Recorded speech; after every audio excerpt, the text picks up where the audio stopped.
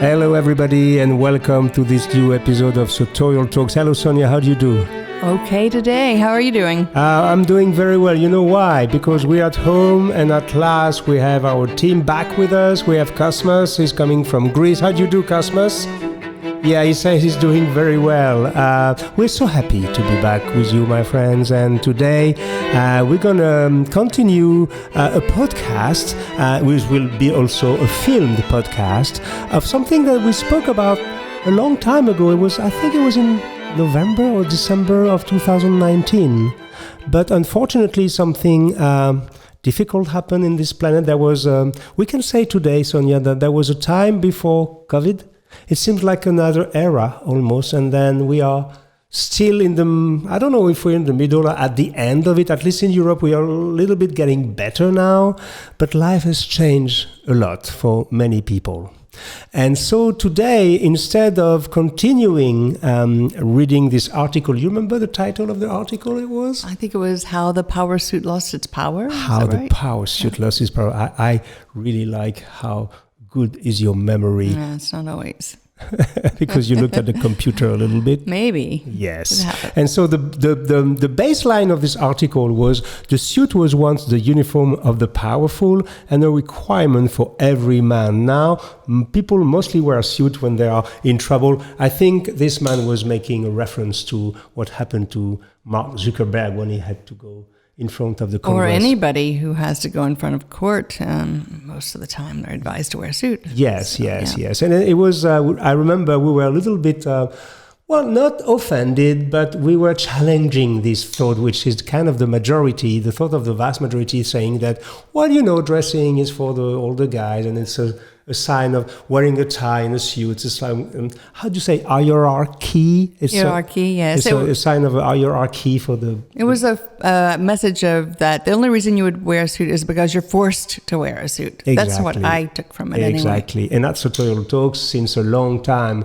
what we do, we preach for that, and we say, okay, if you don't want to wear a suit, don't wear a suit. You don't have to wear a suit anymore. You don't have to dress up anymore. That's why it's more fun to wear a suit. It's your choice. Exactly, because you choose it. And then we have this new generation that is following us and a few others on the planet. There was a motorbike passing by in the street. Yeah, we're live here, so we can hear noises in the street. Yeah. And so we have this new generation of young gentlemen and not so young gentlemen. Speaking of myself, that love to dress up because we want to dress up. So something different. But then something happened and I had to put my glasses on because I can't see very well because I'm not so young anymore. And then it was the 18th of June. For the 18th of June for us in France, it's a very important date. You know why?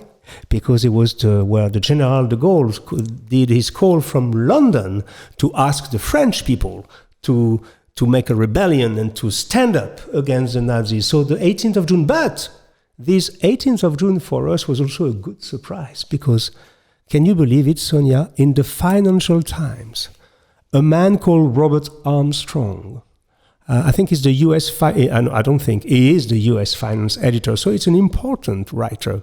At the Financial Times, he wrote an article which title is... We will dress up again. We will dress up again. And the punchline is the demise of the suit and ties has been greatly exaggerated. Hallelujah. Yes, I didn't. On board. I was not sure I would have. I will see this during my lifetime, that somebody would write, we will dress up again. How does it feel to read this? Well, it did seem unlikely, but of course, nothing surprises me with the media, and that's a part of the media's allure, is its unpredictability. If they're saying the same thing all the time, obviously, it's going to get a little dry. Yeah, but maybe it's a little credit to the fact that people, not only us, but people like us over the world have been, working hard and saying that maybe dressing up, it can be also a new way of life. Well, also, when something's taken away from you, it makes you appreciate it more. It makes you maybe want to do it again. Like the privilege to dress up and go out was taken away from us because of COVID. And it made people have that hunger to do it again because we missed it. This is precisely very good, Sonya, because this is a fantastic transition to what I'm going to suggest. Let's read this article together, and you have no idea because it starts exactly with what you just said. It starts like that. So we're going to read the whole article together and discuss around it, if you agree with that. Is it a good plan? Is it a long article? Let's go, everybody. So it starts like that. I'm going to put a little bit of music to make it a little bit more dramatic. Lockdown may have left you missing your friends, but me, I miss my shoes. Did you miss your shoes, Sonya? Well, I didn't stop wearing my shoes, so I didn't miss them. They were right there on my feet. It's funny. I knew the answer because, she's my wife. I see her every day. Okay, Thank God. Maybe I wasn't wearing suits. Maybe I was wearing more dressed down items with the shoes, but the shoes stayed. Always your shoes. Your beautiful Oxford and your beautiful Derbies. And I know you have a brand that you love. You can tell the brand. It doesn't matter here. What is the brand? Le Toussé. Le Toussé. Yes. We say Lotus. Palma Mallorca. Yes, it's Lotus. Le Toussé, they say in Spanish. It's a beautiful factory from it's a maker from Palma de Mallorca, which is on the Balear Island in Spain. And they're doing beautiful shoes for women. That's true. That's true. Difficult to find nice classic shoes for women that don't look masculine. So I was happy to find them. Anyway. Yes, anyway. And me, I was wearing shoes too. I never stopped wearing shoes. But I must confess, that if you're listening to Sartorial Talk since a long time, or have been reading Parisian Gentleman or my books, you probably know I'm not a big fan of loafers. But, I must confess that during the lockdown, I was happy to have my soft loafers from Corte. You've yet to wear a penny loafer. I don't know if that will ever happen. But the other loafers, Belgian and the Corte Gucci, I would say soft loafer, horsebit. You say horsebit? Horsebit. Mm-hmm. Horsebit loafers. Well, the thing is that penny loafers, for me, I have this belief that it makes me look like a mathematics teacher. And if there's some mathematics teachers listening or watching this episode, I have nothing against you except the fact I was terrible at mathematics. Happy that they exist. We would be in trouble if they didn't. Of course. But nevertheless, I was never comfortable stylistic-wise with loafers. And then I discovered these soft loafers and then these Belgian loafers from CNES in Vietnam that I'm wearing a lot, and they're so comfortable and I love them. So I was missing my shoe. Let's continue with the reading of this article. And so Mr. Armstrong goes on like this. He says, I miss my shoes, not my trainers or work boots. I've been wearing those every day for 3 months.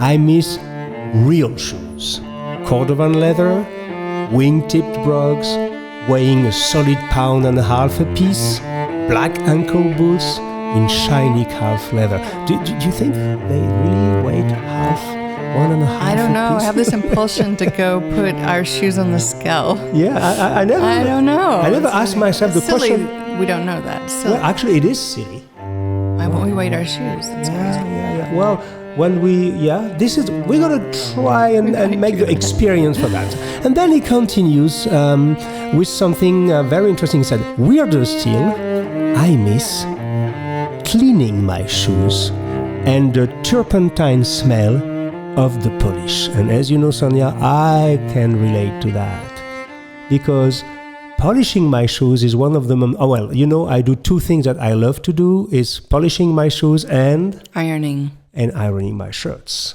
And I don't know how to explain this. It's almost like a kind of a spiritual moment for me. You say it grounds you. It grounds me. Yeah, it's exactly it. It grounds me and it makes me, I'm a kind of a hyperactive person. I have a tendency of overthinking. You have a hyperactive mind, I suppose. Oh, yeah. Right? Is that a better way to say it? Well, I don't know. You're not running like physically around constantly, but your mind is. Is that right? It is. It is. I mean, I don't know. I can't judge I think myself. that's true. I can judge myself. But what is true is that doing those 2 gestures, polishing my shoes and ironing my shirts, makes my brain cool down. And I can really be grounded. It's like having a physical activity, but which is closely linked to my passion, which is men's style and elegance. And this is something I can relate to with Mr. Armstrong about smelling, the smell of the polish. I missed it a lot. And he continues like that. And I'm still going to put a little bit of music. I just want to say that the music, every music you listen, the opening music, the illustration music has been composed by our friend Justin Melan.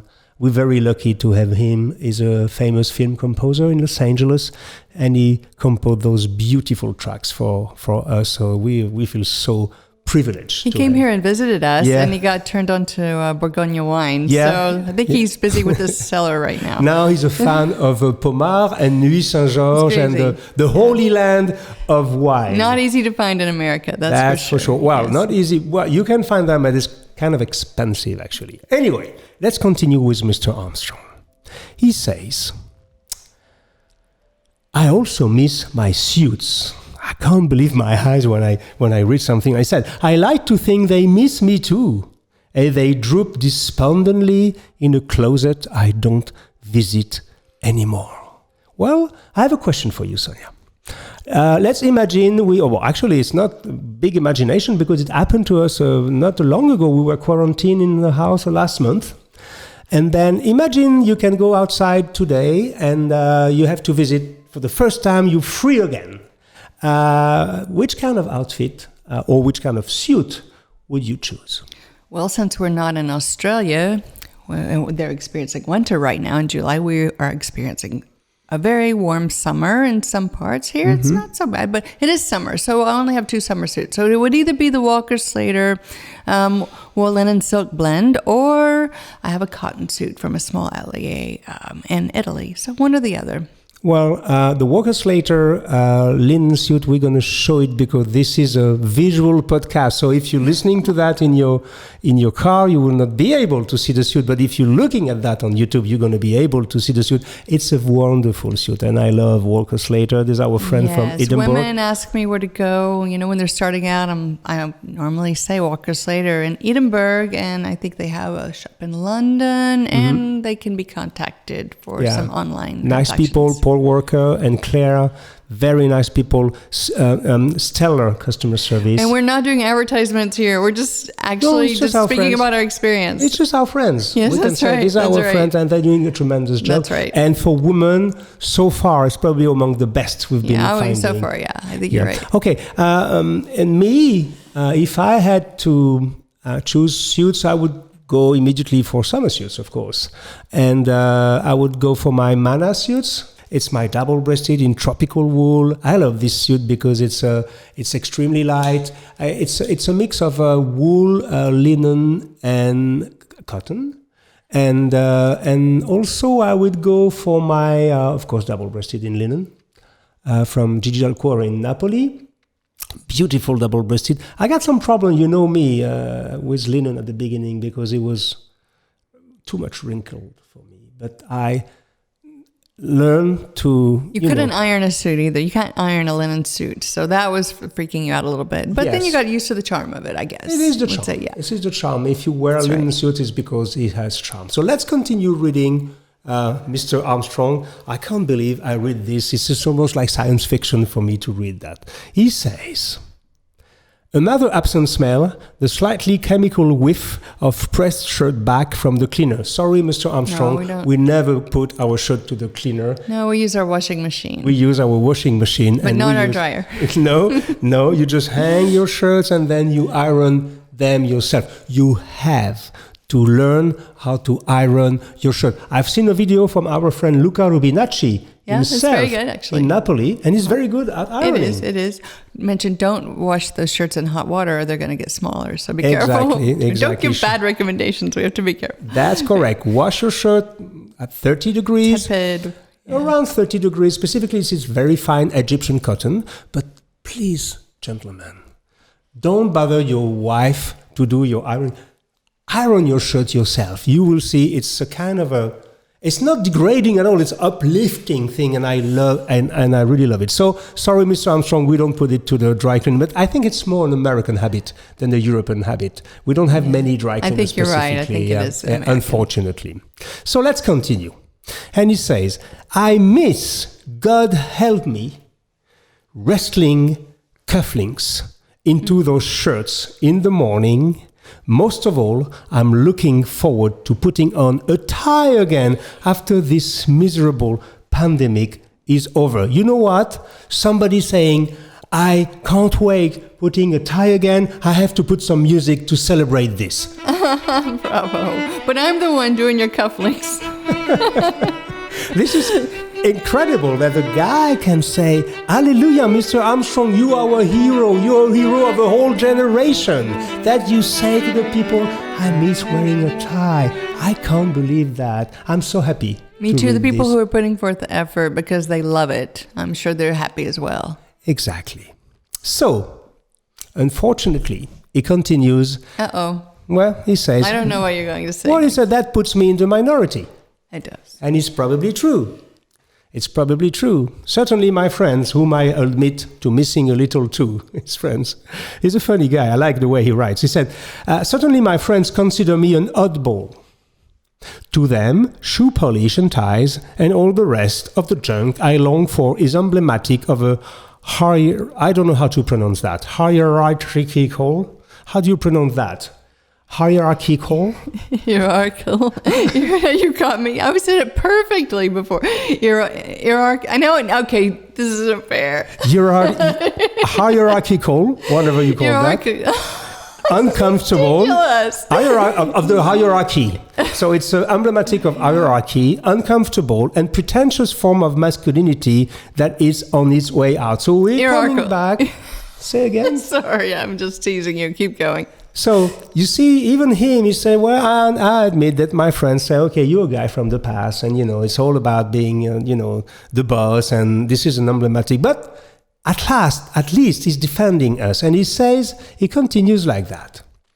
If this is right, if this is a symbol emblematic of something of an other era, of uncomfortable and pretentious form of masculinity, if this is right, only a crazy man would be looking forward to dressing up and greeting the reopened world, because the good bit of quarantine is that it is casual Friday every day. That's right. Well, if we go a little bit beside the humor, if we put the humor, because this is kind of well put, this guy is kind of witty actually. Let's put the humor aside. Casual Friday every day during quarantine. I can understand people, they want to dress up again a little bit. They want to, to be away of their tracksuits and jumps. What do you think about that? Yeah, hierarchical. I finally got it. Sorry. Yes. So, I don't know. It depends on the person. If you mean me personally, of course, I want to have a reason to go out and dress up. But each person, I think, is going to have their own opinion on it. And remember in the previous podcast, we talked about us being the rebels. So he feels like he's an oddball, but maybe he could view himself as a rebel, which to me is a positive thing. Yeah, but there's also maybe it's a kind of a reaction to all this thing, that as if we were trying to react to the fact that we were somehow trapped without and some kind of a loss of freedom. And I'm very happy to read that for once, dressing up is reassociated with freedom.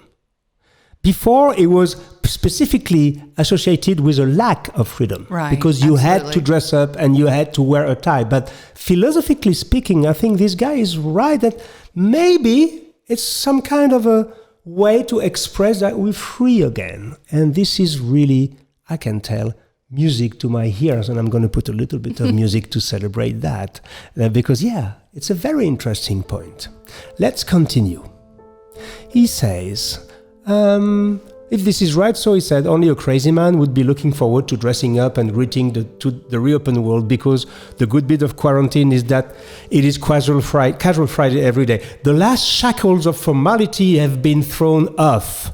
When we return, the ascendance of informality, sincerity, and choice will be complete. Jeans and spandex all around. I like his way of writing, and he continues like that. He says, my former colleague, Vanessa Friedman, I don't know, she's from the New York Times. Oh, okay. He said, my colleague Vanessa Friedman had written a rousing polemic arguing that after the pandemic, we will indeed get dressed. The article is called Capital D, dressed. I don't know what that means.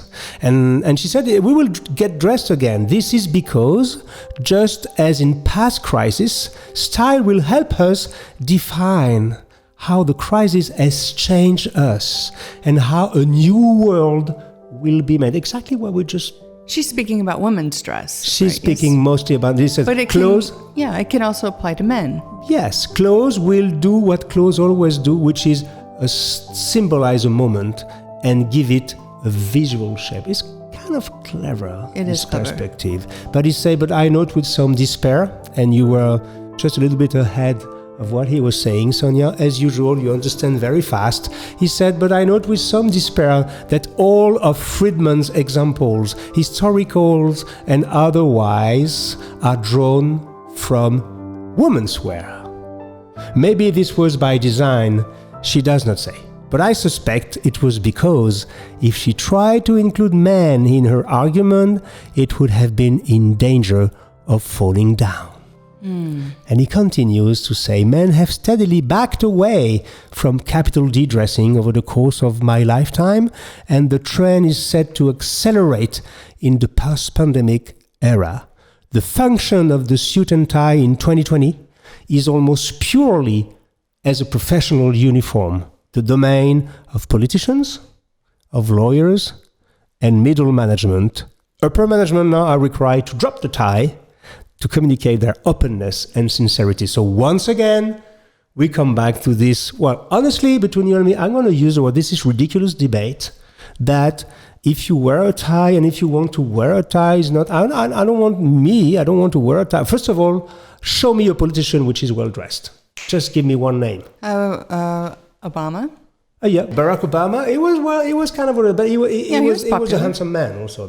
He had a nice demeanor. Yes, exactly. He carried himself well. I guess also Justin Trudeau from that's Canada. A good one. Yes. He's kind of well dressed. Yes, that's but right. It's very difficult. So don't say to me that the suit and the elegance is the domain of politicians, because it is not true. And then lawyers, well, maybe in the US, I don't know. But in France, I can say they are really well dressed. No, they all look like they went to a ready-to-wear place and just picked up something off the rack and ran with it. I think that this image is all wrong. I think that elegance has nothing to do with your profession. Why? Because you don't dress because you have to, because of your profession anymore.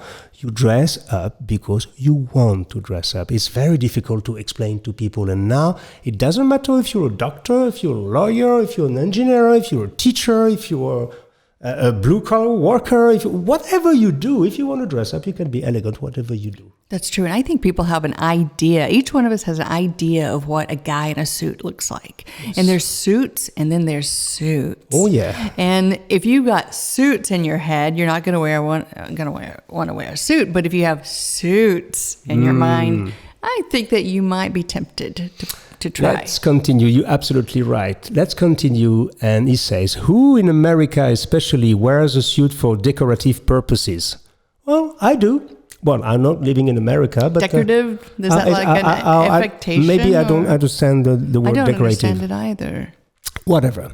He says, there is enough demand at the very top of the income scale to keep Keaton's New York outpost. So Keaton, for the people who don't know, is this famous Napolitan tailoring house. At one moment, they were employing like almost 350 tailors. It's an incredible company, right? Yes. And they were crafting suits. They still are crafting suits strictly by hand in a fantastic atelier. And of course, the prices are extremely expensive because it's all made by hand. And so he said, there is enough demand to keep Keaton's New York outpost going, selling 10,000 off-the-rack suits to private equity barons. And Savile Row trunk shows. You know what a trunk show is? When a tailor is going in a hotel or somewhere and receiving and fitting his clients abroad. A lot of people do this, Sonya. But now they team up. Usually you'll have a tailor teaming up with a shirt maker, teaming up with a shoemaker, and they get together. Yes. Do a trunk show together. We were recently in New York and we met our friend. I know Sartorial Sabino was doing a trunk show in New York. Yes. And he was accompanied by the shirt maker that we like, Salvatore Piccolo. Yes, Piccolo, right. And the shoemaker that we like, Paolo Scafora. So they usually group. This is what a trunk show. Justin Fitzpatrick Took us over there to meet them. I remember that. That was funny. Men's style and sartorial inclined people is a very small world. We have friends around the world, whatever. So he explained that, Savile Row trunk shows still cross the Atlantic, but for most men, the walls are closing in. There is no capital D dressing with the exception of the odd black tie even, where men get to pantomime as James Bond. Well, I liked Mr. Armstrong very much at the beginning, but it started to become a little bit, we'll see where it goes. And he said, men, to the degree that they choose their clothes carefully, now almost always choose sportswear, a category explicitly designed to telegraph its casualness to the world. T-shirts, hoodies, and so on, and they expect others to follow this trend. Well, I don't know, maybe the figures are against us in that. I can tell you that, in shoe... I think we covered a lot of that in the first podcast. And Yes. so there's a lot of different views and motivations. And I don't think you can summarize it in a sentence or two, do you? That's right. So in this case, you're asking me to continue reading, right? Well, yeah, because we just covered it in the first, and if you agree, that is. Yes. And to be honest, this is live. So we didn't read the article in full before doing this podcast and video. So we're discovering with you, it's live, literally. So why is the arc of history bending inexorably towards tracksuits bottoms? My personal enemy. No, I have two personal enemies. It's Cargo shorts. cargo shorts and Camouflage cargo shorts. camouflage cargo short is the worst in the world, and tracksuits pants with not tracksuits. How do you call this? Sweatpants. Sweatpants, yeah. I can't believe people can wear this in the street. It's almost an offense to humanity. Listen, everybody, we are live and we are live on the video. So we have to change a little bit the battery of the camera. And so he has to do something. Stay with us. We're going to be back in exactly 10, 15 seconds. We put some beautiful piano from Justin Melan. And the time that the cameras are resetting, we continue recording so you understand. We do a podcast, we do a video, we try to mix all this. We've been speaking exactly since 28 minutes. I hope you enjoy it. We enjoy ourselves. You have no idea how happy we are just to do this. I'm interested to find out how many people listen in their car. Oh, wow. And I hope they'll send us a note if that's the case. If you're in your car, be prudent. Thought. And I hope you wear a tie. I hope you wear a pair. Today, for those who don't have the video, I'm exceptionally not wearing a jacket. And you know why? Because it's too hot. Right. And I'm at home, and it's acceptable not to wear a jacket because it's inside my own home. And we decided with Sonya to be both of us in our shirts, but with some suspenders. And so I think that's probably a first because we never plan what we're going to wear according to each other. No, but when I saw you with a suspender, I said, for once I'm going to copy you. Because you're experimenting with suspenders now. Well, I mean, you wear it specifically well, but that's another story. So let's continue because there's something that this man said that I really agree with, and he says this. Why is the arc of history bending inexorably toward tracksuit bottom? I am not sure. And we agree with him. The standard answer that we prioritize comfort now is hopelessly circular. We are at ease when we are dressed correctly. Suits are comfortable. They are designed to be, and we can testify. You can explain to our listeners and the people who are watching, suits, specifically when there are bespoke suits or made-to-measure, they are comfortable for many reasons. Unless you gain 10 pounds, but otherwise they're super comfortable. But when you mean comfortable, I wanted you to explain the armhole. Oh, yes, because the high armhole, I think, is the first reason. You can even Fred Astaire's is our prime example of a guy who wore suits with high armholes, and he danced like nobody's business. And it was as if he were wearing a tracksuit if you looked at him. So I think that's the key point. And also, the trousers are much more comfortable in a suit than blue jeans, in my opinion. You have a lot of room to move around. That's it's for nice sure. fabric. That's Like, for sure. I think it's all a matter of experience. It is. Once you have experienced a very comfortable suit, Yes. you can't say anymore that suits are not comfortable. But That's right. the downside or the upside, I don't know how to say it, is that you can't buy a crappy suit anymore. You have to go to quality. So that means buy less, but buy better, which is the motto of everything we do. And take care of what you buy. And take care of what you buy, because it can last a long time if you maintain it properly. Let's continue, because we are heading slowly to the end of this article. He said the other argument that the world has become less hierarchical. I'm not going to do it again. I can't say it. I'm French, you know. Hierarchical. Hierarchical. Ear like your ear. Say it for me. Hierarchical. Hierarchical, very complicated. So the other argument that the world has become less hierarchical, so our clothes no longer needs to signal our status is juvenile. And I agree with you. Mr. Armstrong, I want to meet you. The way we signal status may change. Our obsession with it does not. I'm afraid he's right. And that's one of the most biggest problem of humanity. People want to show their status. And this is something we have to fight against, because in my opinion, real elegance, you don't have to show a status. And we've been covering this many, many times, specifically when we were speaking about watches recently. When I did the selection on YouTube of my favorite watches, I was going for very discreet watches, because for us, discretion, you can be dashing, but it's not about your status. It's about the pleasure you take. Because the point of wearing something nice is to draw attention to yourself as a person. Yes. Not attention to some item you're wearing on your body. And even less to some stupid logo. Well, yes, oversized logo. That's 3 times the price of something. Yes, and I predict that this is the end of logos in the mid-run, because even in some countries who are still brainwashed by logos, I pray that it will stop at one moment, because this is ridiculous, literally. Let's continue. He says, in any case, I'm trying to keep my hopes up. Good for you, Mr. Armstrong.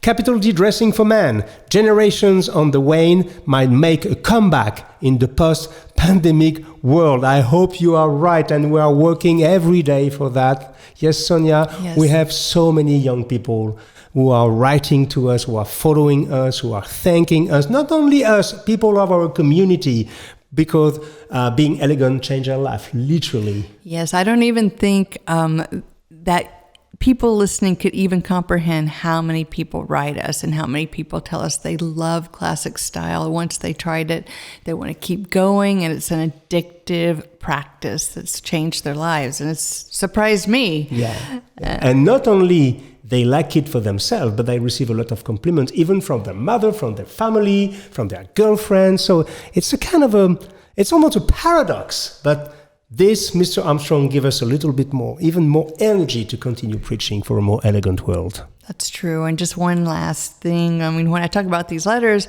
you get really emotional when people say they felt like they were invisible before. And when they started wearing quality clothes, they just had all these life changes and this real transition. And I can't even believe that. It's what they're wearing on their bodies that's making a difference in their lives. That's really hard to believe. Yeah, it's emotional for me, because who are you to pretend to change the life of people? I don't have the pretension to do that. But if we do, it's emotional. Yeah, it's touching. We receive some really touching letter. One day we may do a podcast on that, but it's very personal. You know, some people are really saying some beautiful thing, that they have a different vision in life. But I witnessed this myself when I started to really go into bespoke suiting and really take care, buy less but buy more. I felt I was a new man. Now let's finish the last paragraph on Mr. Armstrong. We love you, Mr. Armstrong. I don't know where you are. I don't know where you live, probably in New York or in London, but you're a great guy. You give us a lot of energy. So he says, perhaps when we return to the office in a still uncertain world, and that's for sure, the world is uncertain for sure, we will realize that a job is a privilege, something to be lived up to and dressed up for. That's a beautiful sentence. I repeat it. We will realize when we return to office in a still uncertain world that a job is a privilege, something to be lived up to and dressed up for. And when our social lives are back to normal, and we hope as soon as possible, man might recognize again the power and the pleasure of looking good. What man, after all, really looks their best in tracksuit bottoms? Wow, Mr. Armstrong. Nice way to wrap it we're up. We're gonna carve a statue with your name on it. And the last sentence, he says, the chances of a reversals are admittedly slim, and we agree. Mm-hmm. We still have a lot to do. The war is not over, and it's not a war, actually. The battle is still very long, but he says, but whatever the new world looks like, I will greet it with polished shoes. Isn't it beautiful? Good for him. Yeah, I think this man... So we just wanted to share this article. This is the first time that I hear an article like that give us a little bit of hopes. I mean, we had hopes because we know our community. We know that the young people are back in classic style. Well, we're sort of on the inside. We get these letters and people contacting us, but it's nice to be publicly acknowledged like that. And it's by the nice. Financial Times. I mean, it's not the little newspaper around the corner. This is a major newspaper, and the person for the New York Times. So something's happening. Yes. We hope something's happening for the better. Thank you, Sonya, for sharing this new era of Sartorial Talks with us. Thank you, Cosmos, for being with us. Thank you, everybody, for listening in your car, for looking on YouTube. As usual, you can comment, you can like, you can share, you can contribute to everything we do. And we are so happy to be back with you. And let's dress up again. Cheers, my friends. See you soon. Bye-bye.